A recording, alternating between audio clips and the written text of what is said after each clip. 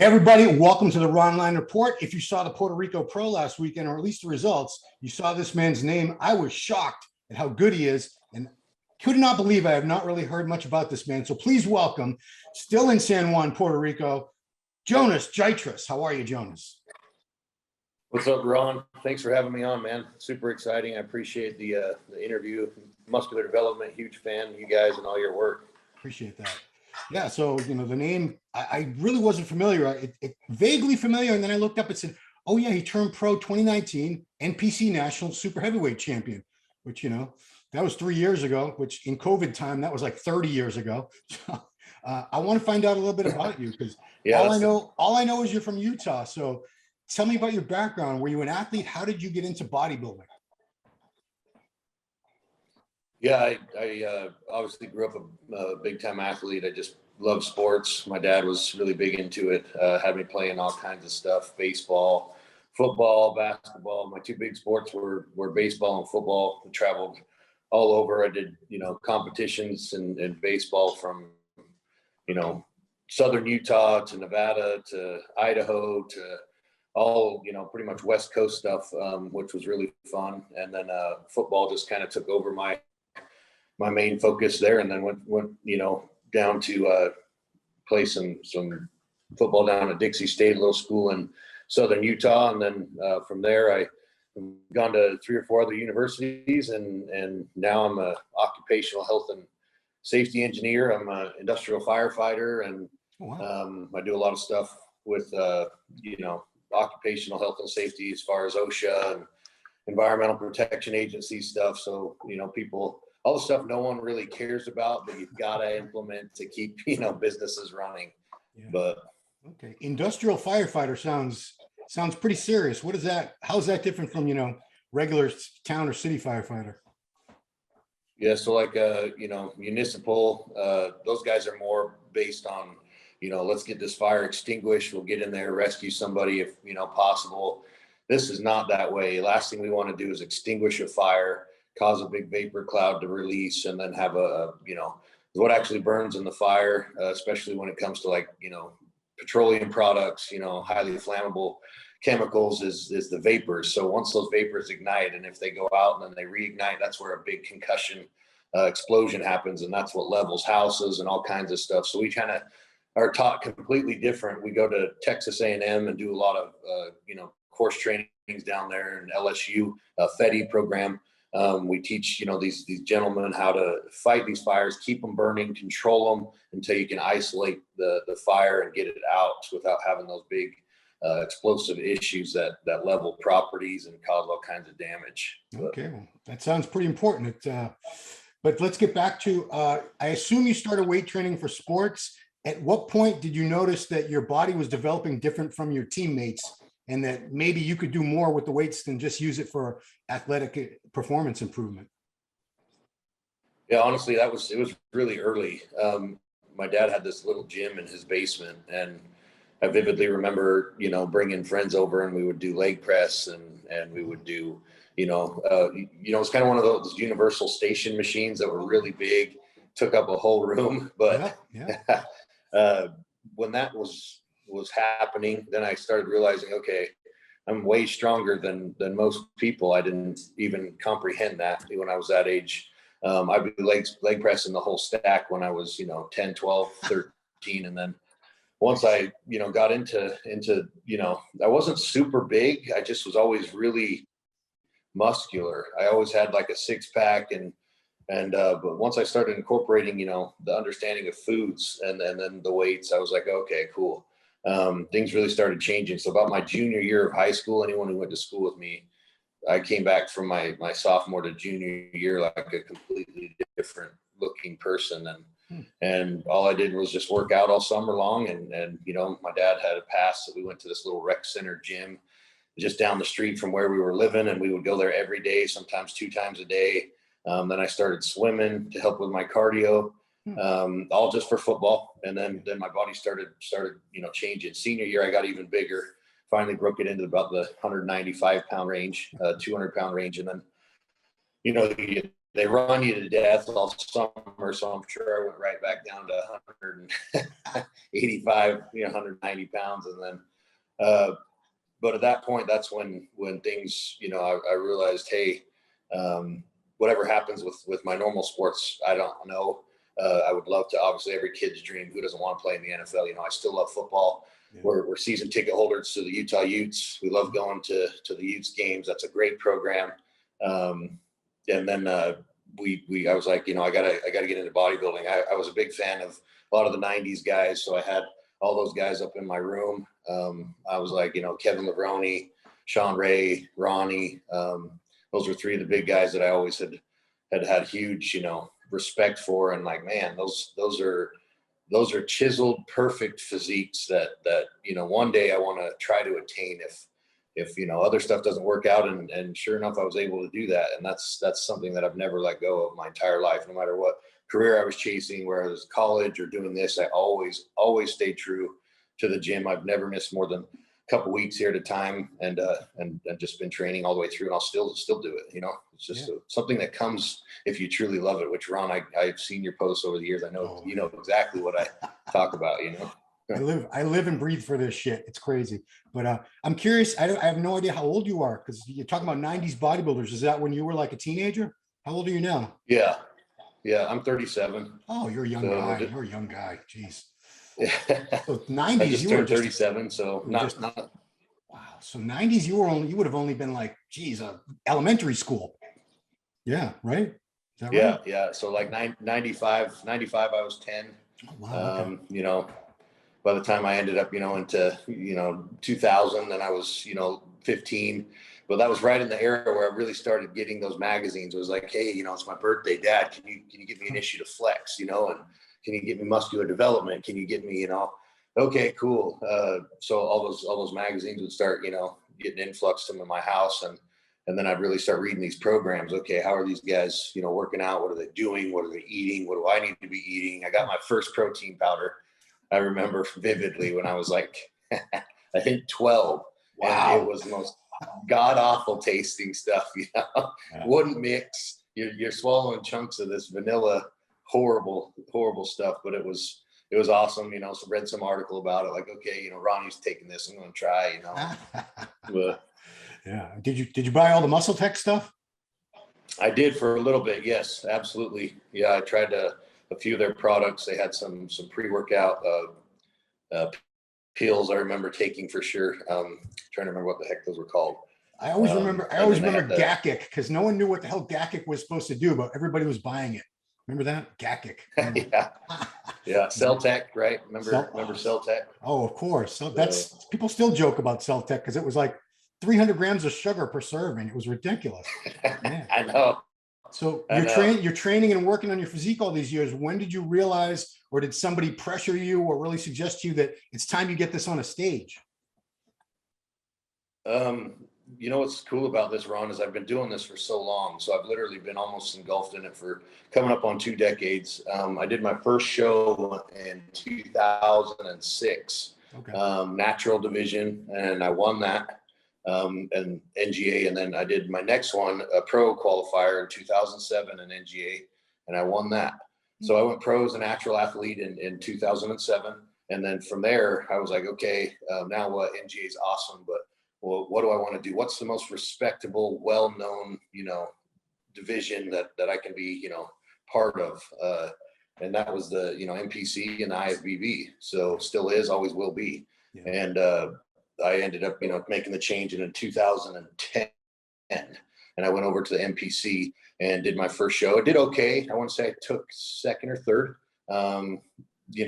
Still learning the training fundamentals, still heavily incorporating some of what I've read, but a lot of football history. Some of the movements in there. That's definitely not volume, and it's not isolation. So once I was able to meet a couple friends that really showed me some stuff under their wing, then I made some huge changes. I met Sean Roden. We worked the Arnold Classic together in 2012. So we were working with, they had that VPX. Does that sound familiar? Remember, they had that shotgun, and so I believe the owner was Jack. Yeah, Jack Owak. Bang Energy. Yeah. Yep. Yeah. So we were working for him, and that's the first time I met him. He had just won his pro card at North Americans, and that meeting is kind of what changed my bodybuilding career. He put me on a path with a trainer. His name is David Kalick. Oh, I know Dave very well. Dave, yeah. Yep. Yeah. So Dave Kalick was a big mentor for me, big help. Phenomenal guy. That guy is a very, very good human being. Still a great friend to this day. I still call him just to bullshit with him and check up and say, hey dude, how are you doing? We have that joking mentality where I always call him ugly, you know, and he's like, well, how are you, you ugly? So true friend. We just sit and do that. So anyways, when Sean lined me up with him, then things started getting serious. And then I won, my first overall a couple of years later, and then won another one in 2014. And then in 2014, I did, junior nationals, and I took fourth. So my first national appearance out there, that was awesome. That show was, so this is when bodybuilding was still, I'm not saying anything, about bodybuilding. It's hard for me, Ron, to be honest with you, watching where some of these national shows are, and where, even just a few years ago that they were, junior nationals was just this last weekend. And that was, I don't know, man, it really was hard. It was hard to see bodybuilding like that. But when I did 2014 junior nationals, it was so fun, Ron, let me tell you. So we had Russ Allen in that. We had Sergio Olivia Jr. In that, super heavies. We had 3 or 4 other guys that everyone's pro now, but one guy out of that group of 5. So it was a really, really good, fun turnout. I have a picture I can share with you of us at the top 5 of us taking the pictures. There's a few other names I promise you'll know. Okay. But yeah, it was awesome. Then that's how I met Serge, and I'm friends with Serge still. Sergio, we end up BSing randomly. Another really cool dude. But Russ Allen's one of my best buds. We ended up becoming huge friends and sponsored by the same company there for a long time after that junior nats. So then I went from there, and then that's when I went to nationals, and let's say I got my ass handed to me brutally. Last place.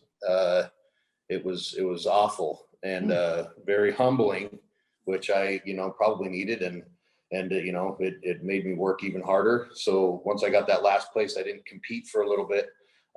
Had a couple little girls and needed to focus.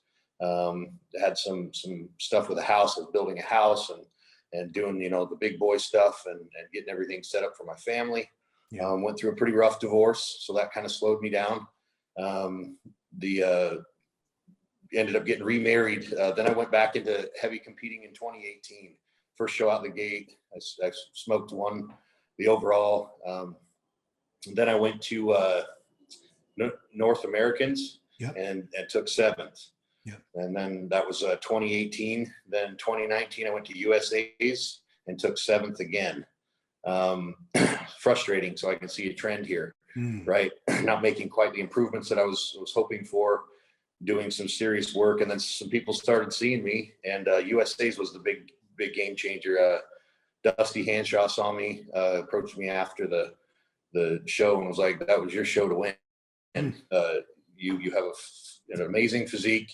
Caught me off guard. I was like, hey, Dusty, thank you. I really appreciate it, listening, very intently. And him and Sean Roden at the time are the ones who ended up lining me with where I am now, with Chris Aceto. And we made that one change for the real technician. And let's just say that change was life-changing for me. He's a very methodical coach with what he does. He's very hands-on. Changed my diet just for this Puerto Rico Pro. I would dare say, if I looked and counted back, probably 20 something times within the last 2 weeks. Never huge stuff, but just enough stuff to make sure I was right where I needed to be, whether carbs and fats were up, carbs and fats were down, protein was lower, depending on digestion, something's going on. Very attentive coach and very, methodical. You get into a good relationship with him. He's good at, you know, explaining stuff to you when you're first with him. You know, he's so legendary. You definitely just want to do the work and keep your mouth shut, you know? Yeah. He you know, wants to see that you're gonna work. And when I first started working with him, I was nervous as hell. You know, I was just very much yes sir, trying to be, you know, what I feel and wish a lot more, you know, of us bodybuilders could be, is humbled and listening, you know, type. Some of us do well with that, and others do not. But hey, teach their own. But yeah, Chris, Ron, he was a huge game changer. We went to nationals there and ended up winning. So that was 2019, and then from there, as you said, with the damn COVID, I was getting ready for the Boston Pro, or you guys would have seen me in 2020, and they kept pushing it out, and I just didn't want to do that to my body. That was too hard to maintain for an unknown show date, you know? Well, we got to back up, because I don't know if we said it on camera, but you went from last place to first place in the nationals in 1 year. I'm not sure that's ever been done.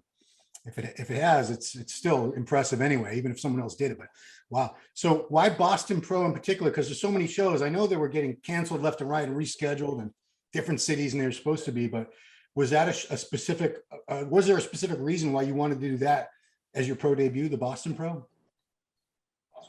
It was a brand new show, and I really love the history. I'm a weird history buff. I love the city of Boston. Yes. I wanted to see where the Boston Tea Party was. I wanted to see the cobblestone streets. I wanted to see just the history that was there that made this great nation so phenomenal, and what a wonderful place that we live in. Yeah. So for me, it was huge to go to Boston and see all that history. So unfortunately, it wasn't so much bodybuilding oriented. I know that Weinberger was heavily involved with that. I'm a huge fan of you know, Steve and Bev. I know he does the New York, you know, Pro. He mentioned to have me do that show, but that was the main reason, was just getting under one of his shows, and then seeing Boston, the beautiful city of Boston. Yeah. So you still haven't been to Boston? Have you been to Boston yet, or no? I have not yet, man. I have not. Well, look into. Nope, unfortunately, I've never had that. Well, when you do, there's a thing called the Freedom Trail that everyone that grew up in Boston, we had all field trips in elementary school. It's all those, you know, Paul Revere's house, the Tea Party. You walk around and you see all that stuff in, like, I don't know how long it takes, but it's pretty cool. Yeah. But next year, Boston Pro. I would love that. So, you know, yes. This COVID, so you turned pro in 2019. It was almost 3 years between turning pro and competing, making your pro debut. So was it hard to keep your focus that whole time? Because when you have a competition and this is the date, it's easy to stay 100% laser focused, tunnel vision. But when you don't really have a show coming up any foreseeable time in the future, it can be challenging. What was it like for you? Yeah, it did have its challenge. I met Ron, a wonderful woman, who, as you know, if you look at every man that is successful, I promise you will see some underlying female that's in the back that has a huge hand in that success. And for me, I would love to take so much of this credit, but she was such an integral part of strategically planning and picking what we were able to do, that my wife, her name's Amanda Giatras, she was what kept me focused, and we just trained our asses off, and then we picked a show. Once everything was good, we finished building a new home. We had sold another home. We were kind of doing some strategic stuff to get into what we wanted to with our personal lives.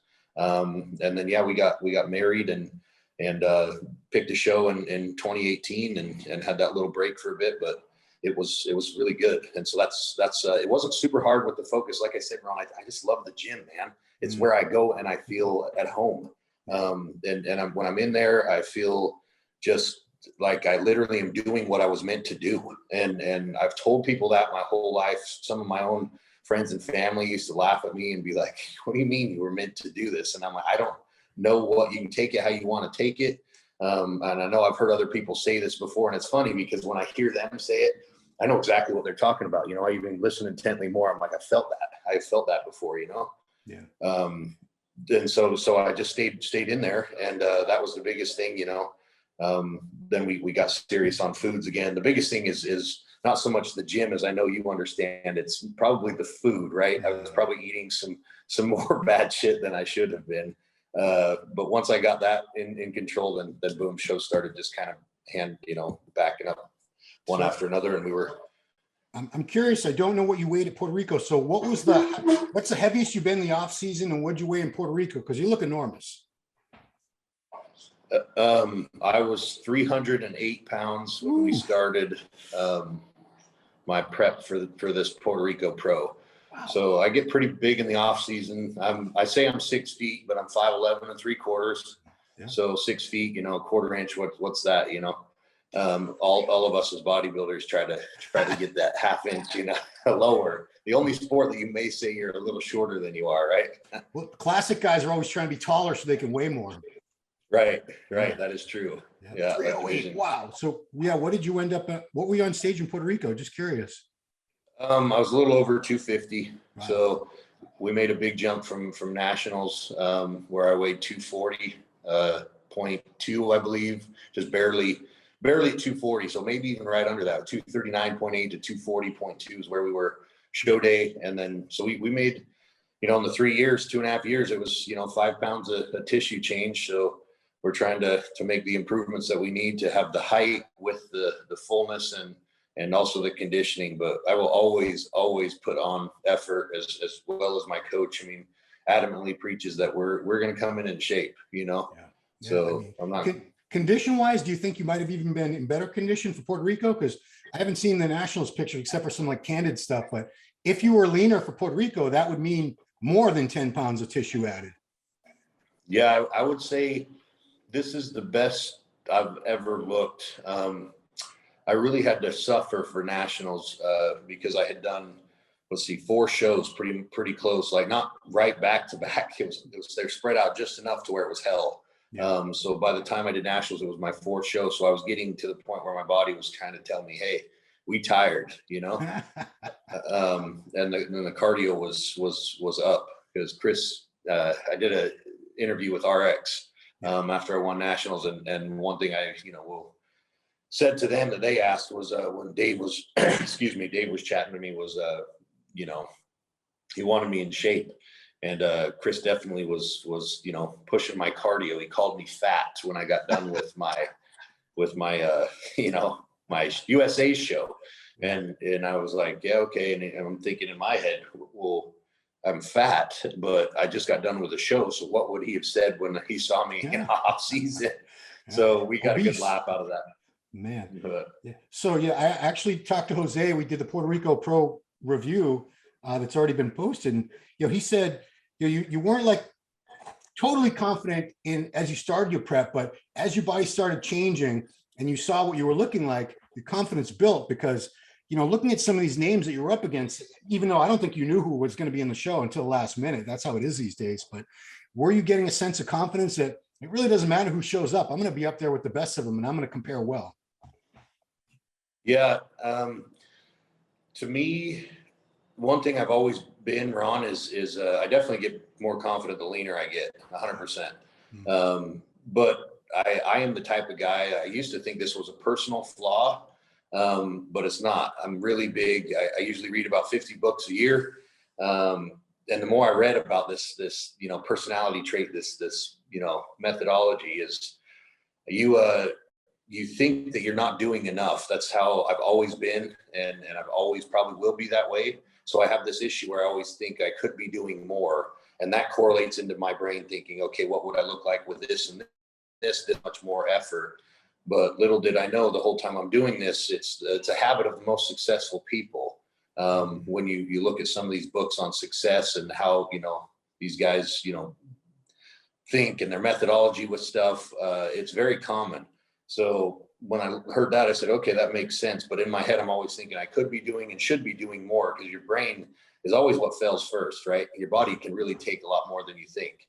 Right. So that's where my little issue comes in, as we all have them, I'm sure, as bodybuilders. We're really subjective and hard on ourselves. So my poor wife's sitting here kind of chuckling because she knows. She's like, you didn't cheat a minute on your cardio. What could you have done more? And I'm like, well, there's always something, I did eat that granola bar. I remember that, or blah, blah, blah, whatever. But it built. Yeah. Jose he's another fantastic dude. I have so much admiration for. So I used him as a tool too, and was just trying to compare, because as you go from an amateur to a pro, you're still trying to get out of that amateur mindset. You're getting into now, okay, what I was trying to prepare myself for was, talking with Jose, Chris, and Russ, is I belong up there. This is my time too. I belong with these guys, and those guys all were very fundamental in helping me see that. Like, dude, you belong up there. Every photos I sent to them, like, dude, you were going to crush this show. This no one's going to see you coming. And I'm like, okay, cool. So it's just it was a good team effort, by everyone that was supportive of my. And Jose was actually there when I won. He was a guest poser, and at my 2018 run, when I first started getting back into where I was making my run, and he had talked about me on an interview, and he predicted that I was going to go pro. He's like, I saw the super heavy, and he's like, that kid has a really good look. His structure's there, a few small things, and so he was another huge help to get my confidence up. So yeah, you're exactly right. That was a big part of what happened, was seeing him and getting some pictures. They helped get my confidence up. It's hard not to think, because you see names up there like Max Charles. Loved meeting him. And I'm like, man, that dude's a 3-time O guy, okay. So, and you ended up beating him. Yeah, I did. I did. He was super cool. He was very cool about it, though. Like, couple, there was some other gentleman that got upset, but Max was. I followed him for so long. I had so much respect for the guy.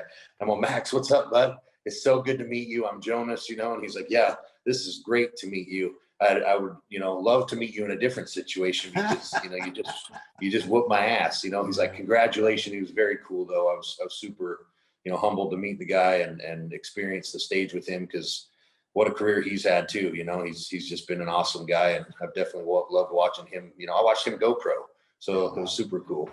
Yeah, he's a veteran. So you waited 3 years almost to make your pro debut. What was it like? Not only when you're on stage for the first time as a professional, but you're in that first call out with the guys who's obviously, one of you guys are going to win the show. That's the first call out situation. What's going through your head? What kind of emotions were you feeling up there in that first call out?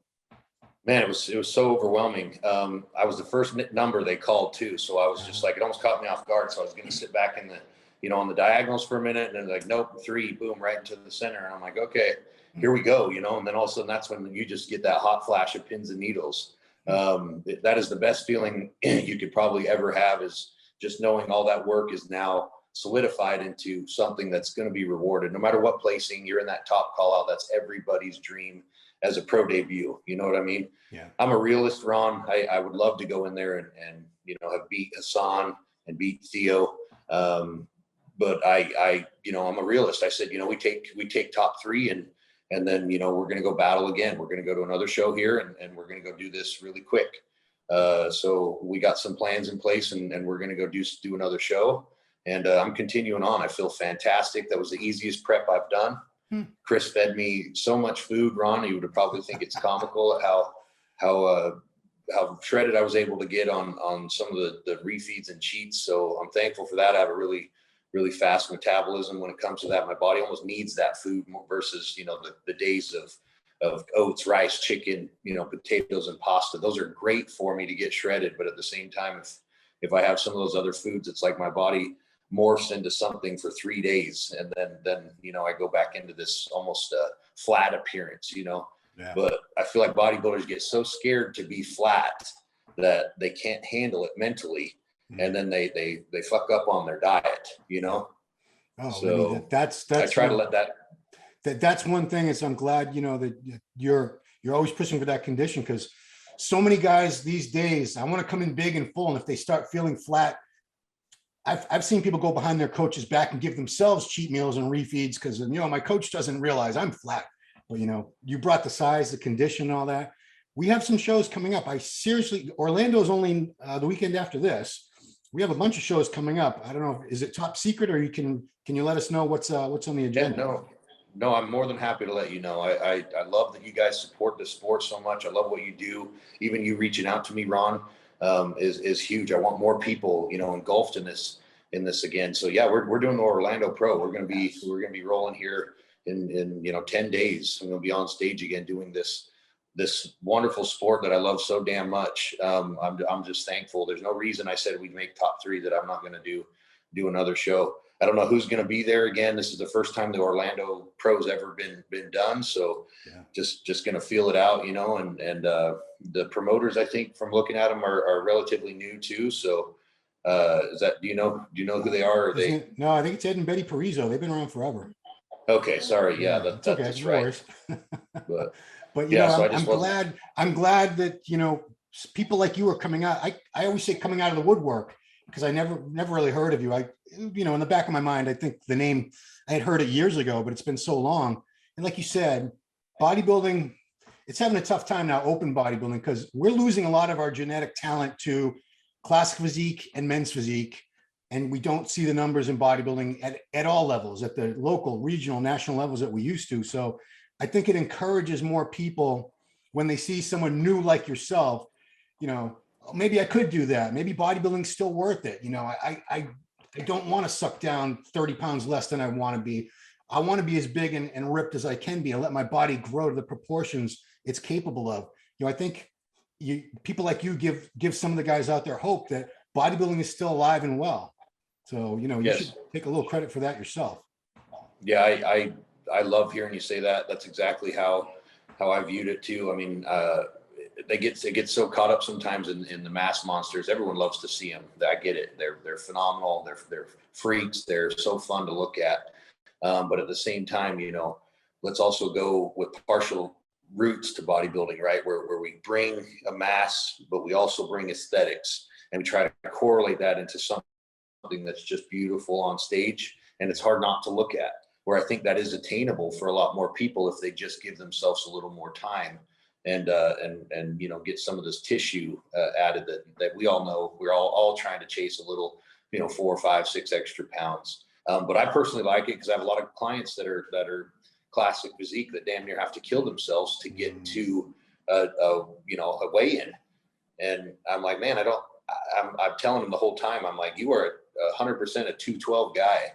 Like, you would do phenomenal. Where I would stop their diet and start messing with a couple other things, I have to keep pushing it for 5 more weeks because we're at a weight cap, you know? Yeah. So, and hopefully a couple of the guys, I think a little later down the line, realize that and are like, you know what, let's see what my body can look like when I don't have to maybe take off some red tissue to look this certain way to make this weight cap. But they all understand. I think a lot of them chase that, where they know, okay, if I go pro here, I can get 10 more pounds of muscle to compete at the pro stage. My weight goes up. Yeah. So a lot of them hang on to that, which I love classic too. I think it's a beautiful division. How do you not like classic? I love the posing, you know, Terrence and some of those guys. That I do a lot of the mix with that. I mean, I don't know if you saw my posing routine for Puerto Rico, but you know, I was able to throw the splits, and oh, wow. You know what I mean? I try to make sure that I stay very mobile and aesthetic, even though I'm you know, 300 pounds in the off season.